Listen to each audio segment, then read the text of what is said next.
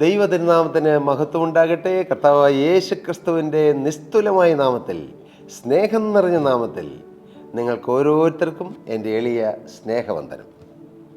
അസാധ്യങ്ങളെ സാധ്യമാക്കുന്ന ദൈവത്തിന് ഒരു കാര്യവും അസാധ്യമല്ല. Nothing is impossible by the grace of our beloved God. യുദ്ധം വന്നാലും, രോഗം വന്നാലും, കടം വന്നാലും, ഏത് കേടുകളും കെടുതികൾ വന്നാലും, ഏത് എതിർപ്പുകൾ വന്നാലും, നമ്മുടെ ദൈവത്തിന് അസാധ്യമായതൊന്നുമില്ല. ജയം നമ്മുടെ കർത്താവിൻ്റെ കയ്യിലാണ്. സ്തോത്രം. ജയം യേശുക്രിസ്തുവിൻ്റെ കയ്യിലാണ്. കാരണം കാൽവറിയിൽ 2000 വർഷങ്ങൾക്ക് മുമ്പ് പിശാചിൻ്റെ തലയെ തകർത്ത് ജയോത്സവം കൊണ്ടാടിയവനാണ് ക്രിസ്തു, യേശുക്രിസ്തു. എന്താ ജയോത്സവം? ജയത്തിൻ്റെ ഉത്സവം. ജയം നേടിക്കഴിയുമ്പോൾ ഒരു ഉത്സവം, ഒരാനന്ദം, ഒരാർപ്പ്, ജയത്തിൻ്റെ ഘോഷം കാൽവറിയിൽ ഉയർത്തിയവനാണ് കർത്താവ്. അപ്പോൾ നമ്മൾ പറയും ഇല്ലേ, കർത്താവ് ക്രൂശിൽ കിടന്നുകൊണ്ട് എൻ്റെ ദൈവമേ നീ എന്നെ കൈവിട്ടതെന്ന് ചോദിക്കുന്നു, എൻ്റെ ആത്മാവിനെ തൃക്കരങ്ങളിലേക്ക് തരുന്നു എന്ന് പറയുന്നു. നാം ക്രൂശിലെ 7 മൊഴികൾ നാം ശ്രദ്ധിക്കാറുണ്ട്, അവിടെ സംഭവിച്ചതൊക്കെ ചിന്തിക്കാറുണ്ട്. അങ്ങനെ ആക്ഷരികമായി നോക്കുമ്പോൾ നമ്മൾ മനസ്സിലാക്കും, ഒരു പരാജയമായിരുന്നില്ലേ ക്രിസ്തു എന്ന്. അല്ല പ്രിയരെ, യേശു ക്രിസ്തുവിൻ്റെ ഓരോ ചലനം കൊണ്ടും, കാൽവറി ക്രൂശിലെ യാഗം കൊണ്ടും, യേശു ക്രിസ്തുവിൻ്റെ അവസാന തുള്ളി രക്തം ഊറ്റിത്തന്നത് മൂലവും പിശാചിൻ്റെ കോട്ടകൾ തകരുകയായിരുന്നു, പിശാചിൻ്റെ അടിത്തറ ഇളകുകയായിരുന്നു. എന്നേക്കുമായി യേശു ക്രിസ്തു കാൽവറിയിൽ വിജയം നേടുകയായിരുന്നു. സ്തോത്രം. അതുകൊണ്ട് നിങ്ങൾ പരാജയപ്പെട്ടിരിക്കരുത്, തളർന്നിരിക്കരുത്, വാടിയിരിക്കരുത്, മുഖം കുനിഞ്ഞിരിക്കരുത്. ഉയരങ്ങളിലേക്ക് നോക്കുക, ബലപ്പെടുക, ശക്തിപ്പെടുക. കർത്താവ് നിങ്ങളെ ജയശാലികളാക്കട്ടെ. ദൈവനാമം മഹത്വപ്പെടട്ടെ. യഹോശാഫാത്ത് രാജാവ് 3 രാജാക്കന്മാരെ നേരിടേണ്ടി വന്നു. നാം ചിന്തിച്ചു വരികയായിരുന്നു. ഉപവാസം എടുത്തു, സഭായവും കൂടി പ്രാർത്ഥിച്ചു. യഹോശാഫാത്ത് ശക്തമായ ചില കാര്യങ്ങളെല്ലാം പറഞ്ഞു. അപ്പോൾ ഒരാളുടെ മേൽ, അപ്പോൾ സഭാമധ്യേ വെച്ച് കർത്താവിന് സ്തോത്രം, യഹസിയേൽ എന്ന ഒരു ലേവിൻ്റെ മേൽ പരിശുദ്ധാത്മാവ് വന്നു. അദ്ദേഹം ആരായിരുന്നു? ആസാഫിൻ്റെ പുത്രന്മാരിൽ മഥന്യാവിൻ്റെ മകനായ, യെയ്യേലിൻ്റെ മകനായ, ബെനായാവിൻ്റെ മകനായ, സെക്കരിയാവിൻ്റെ മകൻ. 5 തലമുറകൾ മുന്നിൽ. ഇപ്പം 6ാമത്തെ തലമുറയാണ്. ഈ തലമുറകളെ ഓർക്കുന്നൊരു ദൈവം. കർത്താവിൻ്റെ സ്തോത്രം. ആസാഫ് ദൈവത്തെ ആരാധിക്കുന്നവരായിരുന്നു. ആസാഫ്, ഞാൻ അതിനെക്കുറിച്ചൊന്നും വിശദമായി പറയുന്നില്ല. പക്ഷേ ആത്മാവ് വന്നു, ഒരാളുടെ മേൽ ആത്മാവ് വന്നു. വലിയൊരു സമൂഹം, വലിയൊരു സഭ, വലിയൊരു രാജ്യം, പക്ഷേ ഒരാളുടെ മേൽ ആത്മാവ് വന്നു. അത് മതി. അതുകൊണ്ട് എല്ലാവരുടെ മേലും വരണ്ടെന്നാണോ? അല്ല, അങ്ങനെ ഞാൻ ഉദ്ദേശിച്ചില്ല. പക്ഷേ ഒരാളുടെ മേൽ ആത്മാവ് വന്നാലും മതി ഈ സകലവും നിവർത്തിക്കാൻ. ഒരൊറ്റയാളുടെ മേൽ പരിശുദ്ധാത്മാവ് ശക്തിയോടെ വന്നാൽ ഒരു രാജ്യത്തെ ഇളക്കാൻ അത് മതി. സ്തോത്രം. ഒരു രാജ്യത്തെ ചലിപ്പിക്കാൻ, ഒരു സമൂഹത്തെ ചലിപ്പിക്കുവാൻ, ഒരു സമൂഹത്തിൻ്റെ മധ്യത്തിൽ വലിയ ഉണർവയ്ക്കുവാൻ ആ ഒരാളിലൂടെ പ്രവർത്തിച്ചാൽ മതിയാകും. ആ ഒരാൾ ഞാനായിക്കൂടെ? മകനെ, ആ ഒരാൾ നീ ആയിക്കൂടെ? പ്രിയമകളെ, ഈ തലമുറയിൽ ആ ഒരാൾ നീ ആയിക്കൂടെ? അങ്ങനെ ആഗ്രഹിക്കണം. ഇതാണ് ശുഭാപ്തി വിശ്വാസം. Expect great things from God and do great things for God. William പറഞ്ഞതാണ്, ദൈവത്തിൽ നിന്ന് വൻകാര്യങ്ങൾ പ്രതീക്ഷിക്കണം, എന്നിട്ട് ഈ തലമുറയിൽ ദൈവത്തിന് വേണ്ടി വൻകാര്യങ്ങൾ ചെയ്യണം. സ്തോത്രം. Expect great things from God. ഇന്നതിന് ദൈവം തരുമോ? ആരെങ്കിലും തരുമോ? ആരെന്നെ സഹായിക്കും? ആര് സഹായിക്കും? ലോകം തുണയ്ക്കുമോ?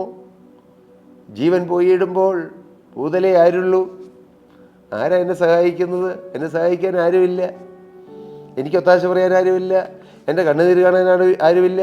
എനിക്ക് വേണ്ടി പ്രാർത്ഥിക്കാൻ ആരുമില്ല. എനിക്കൊരു നല്ല വഴി പറഞ്ഞു തരാൻ ആരുമില്ല. ഇങ്ങനെ 100 കാര്യങ്ങൾ പറഞ്ഞ് നിരാശയിൽ കഴിയുന്ന വലിയൊരു സമൂഹം, വലിയൊരു കൂട്ടം. എന്നാൽ നാം എന്താണ് ചെയ്യേണ്ടത്? കർത്താവിൽ ആശ്രയിക്കണം.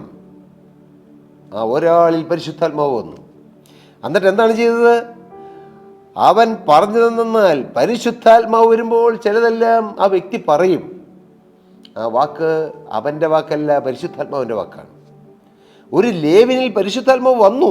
അപ്പോൾ അവൻ പറഞ്ഞത്, സ്തോത്രം, 15-ാം വാക്യം, അവൻ പറഞ്ഞത് എന്തെന്നാൽ, ജനത്തോട് പറയുകയാണ്, യഹൂദരൊക്കെയും യെരൂശലേം നിവാസികളും യഹോശാഫാത്ത് രാജാവുമായുള്ളവരെ, രാജാവിനോടും ജനത്തോടും പറയുകയാണ്, അതേ, പരിശുദ്ധാത്മാവ് വന്നാൽ ഏത് ജീവിത നിലവാരത്തിലുള്ളവരോട് സംസാരിക്കാനുള്ള ജ്ഞാനവും ബുദ്ധിയും വചനവും ദൈവം തരും. അങ്ങ് താഴെ തട്ടിൽ കിടക്കുന്ന പാവപ്പെട്ടവനോടും നിസ്സാരന എന്ന് കരുതുന്നവരോടും അങ്ങ് ഉന്നതനായ രാജാവിനോടും സംസാരിക്കാനുള്ളതെല്ലാം ദൈവം തരും. സ്തോത്രം. അതാണ് പരിശുദ്ധാത്മാവിൻ്റെ ഒരു പ്രത്യേകത. വലിയ രാജാവിനെന്ന് ചോദിച്ചാൽ പരിശുദ്ധാത്മാവിന് പേടിയില്ല. ഒരു പാവപ്പെട്ടവനാണെന്ന് കരുതി അവനെ മാറ്റി നിർത്തുകയില്ല. അതാണ് ദൈവത്തിൻ്റെ പരിശുദ്ധാത്മാവിൻ്റെ ഒരു വ്യാപാരം. മുഖം നോക്കുകയില്ല. പരിശുദ്ധാത്മാവിൻ്റെ യഥാർത്ഥ വ്യാപാരം അവിടെയാണ്. യോഹന്നാൻ സ്നാപകൻ ഹെരോദ രാജാവിനെ കണ്ടപ്പോഴും പാപത്തിന് മറയിട്ടില്ല. സ്തോത്രം. അവിടെ ശക്തമായി നിന്നു. തല പോയി, പക്ഷെ തല പോയാലും പറയേണ്ടത് പറഞ്ഞു, വചനം പറഞ്ഞു, ശക്തമായി പറഞ്ഞു, പാപം ചൂണ്ടിക്കാണിച്ചു.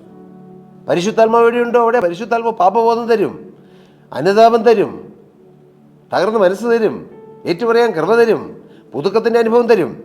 ഇവിടെ ആ ലേവ്യനായ യഹസിയേൽ അദ്ദേഹം പറഞ്ഞു, യഹൂദ്യരൊക്കെയും യെരൂശലേം നിവാസികളും യഹോശാഫാത്ത് രാജാവും ആയുള്ളവരെ കേട്ടുകൊള്ളുവീൻ, യഹോവ ഇപ്രകാരം നിങ്ങളോട് അരുളിച്ചെയ്യുന്നു.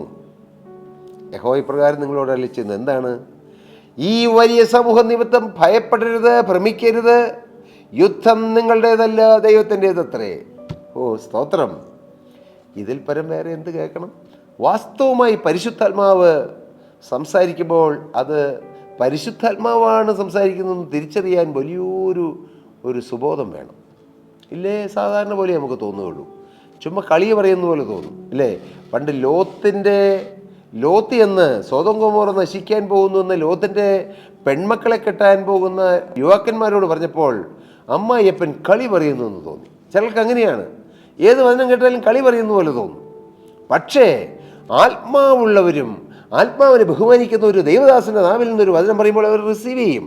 അവർ ചിലപ്പോൾ ഉറക്കെ ആമീൻ പറയും, അവർ ചിലപ്പോൾ കൈകൊട്ടും, അവർ ചിലപ്പോൾ തുള്ളിച്ചാടിയ വചനം സ്വീകരിക്കും. റിസീവിങ് ലോഡ് എന്ന് പറയും. കർത്താവിൻ്റെ സ്തോത്രം. ഇതെല്ലാം ആ വചനത്തോടും ദൂതിനോടുമുള്ള നല്ല റെസ്പോൺസാണ്. അത് ദൈവം മാനിക്കുന്നതുമാണ്. കർത്താവിൻ്റെ സ്തോത്രം. ദൈവനാമം മഹത്വപ്പെടട്ടെ.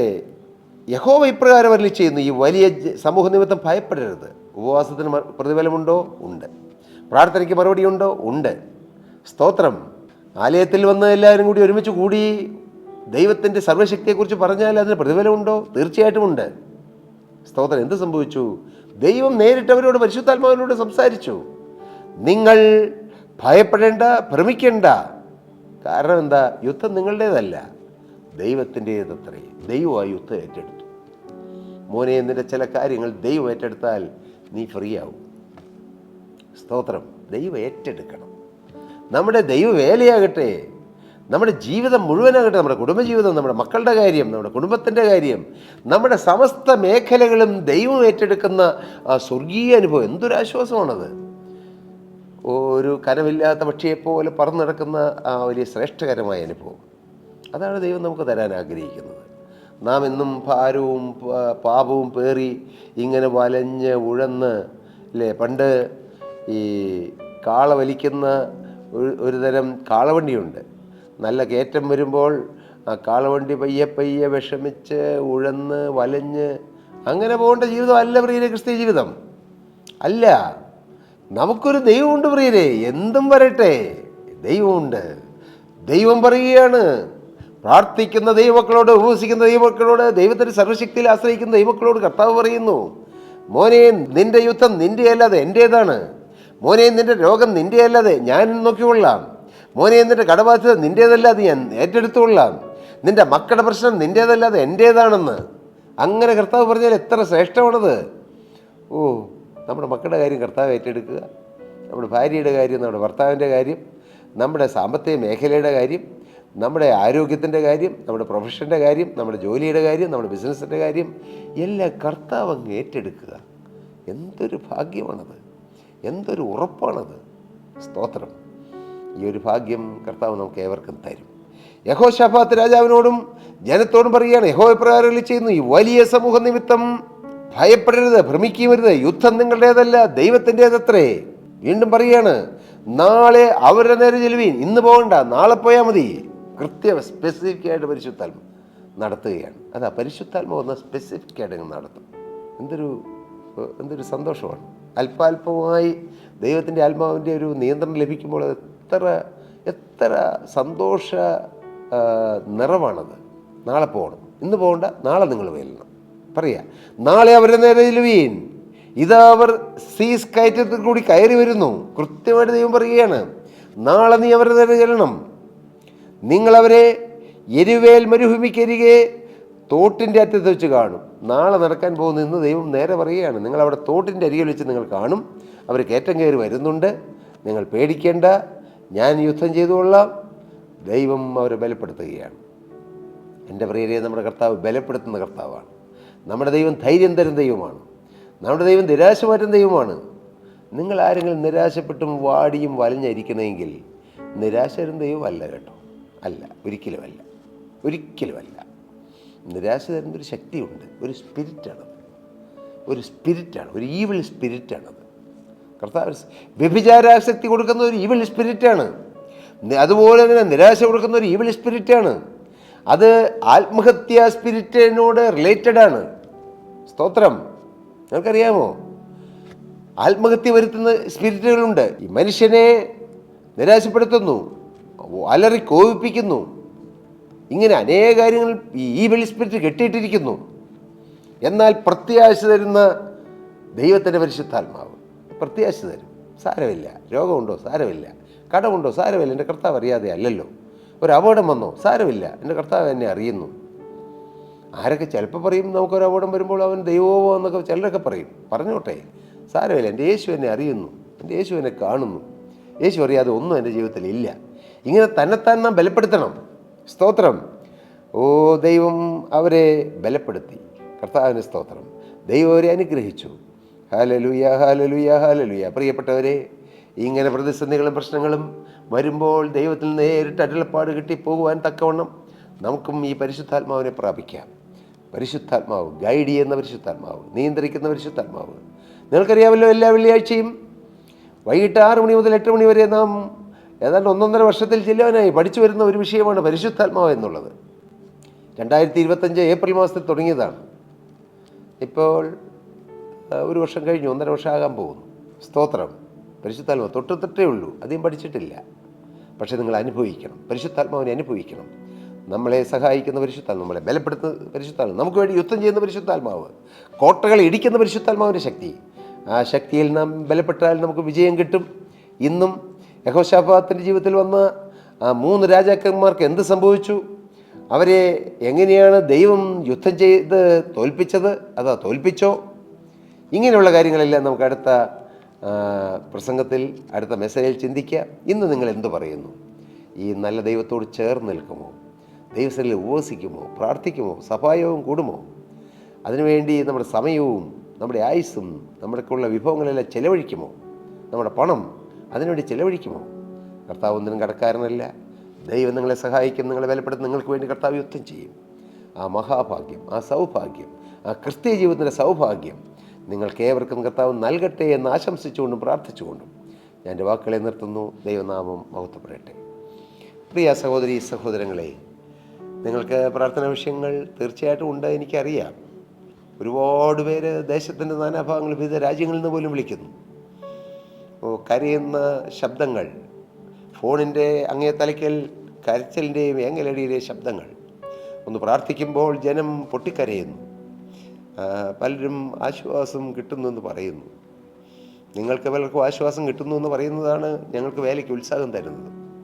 തീർച്ചയായും ഒരുപക്ഷെ ഞങ്ങളുടെ ജീവിതത്തിലും ബന്ധപ്പാടുകളുണ്ട്, ജോലി തിരക്കുകളുണ്ട്.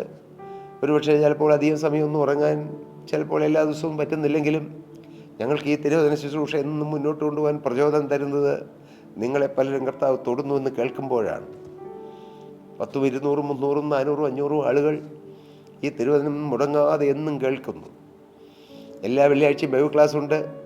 അത് യൂട്യൂബിലൂടെ, അതും പീസ് മൗണ്ട് ഇൻ്റർനാഷണൽ മിനിസ്ട്രീസ് എന്ന യൂട്യൂബിലൂടെ വിടുന്നുണ്ട്. കർത്താവിന് സ്തോത്രം. ഏതെല്ലാം തടസ്സങ്ങൾ വന്നാലും യേശുക്രിസ്തുവിന് വേല മുടക്കരുത് എന്നുള്ളതാണ് ഞങ്ങളുടെ സമർപ്പണം. കാരണം ഈ വചനമാണ് ഞങ്ങളെ രക്ഷിച്ചത്, ഈ വചനമാണ് ഞങ്ങളെ ഉയർത്തിയത്. ആ വചനം അനേകരെ ഉയർത്തട്ടെ, ഉണർത്തട്ടെ, അനുഗ്രഹിക്കട്ടെ എന്നാണ് ഞങ്ങളുടെ പ്രാർത്ഥനയും. തീർച്ചയായും നിങ്ങളുടെ പ്രാർത്ഥനാ വിഷയങ്ങൾ പറഞ്ഞാൽ ഞങ്ങൾ നിങ്ങൾക്ക് വേണ്ടി പ്രാർത്ഥിക്കാം. കർത്താവ് എല്ലാവരെയും നിറവടിയായി അനുഗ്രഹിക്കട്ടെ. പ്രിയരെ, ദൈവനാമം മഹത്വപ്പെടട്ടെ. സ്തോത്രം.